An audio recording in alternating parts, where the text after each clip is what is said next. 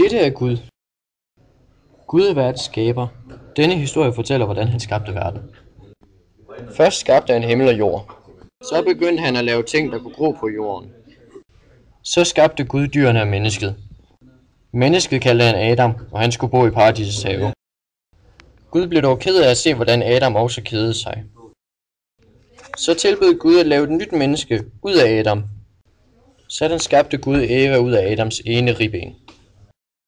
De fik lov til at bo i paradisets have, men der var få regler. De to måtte nemlig ikke spise af kundskabets træ. Adam og Eva levede i fred og harmoni blandt alle dyrene i haven. Slangen spurgte, hvorfor Adam og Eva ikke spiste af kundskabets træ. Eva sagde blot, at det havde Gud sagt, de ikke måtte. Slangen forklarede hende, at frugten blot ville gøre, at de var lige så oplyste, som Gud var.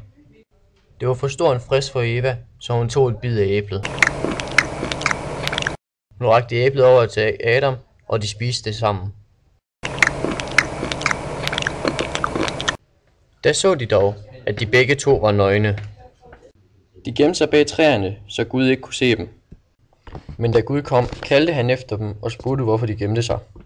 Adam forklarede da, at det var blot fordi de var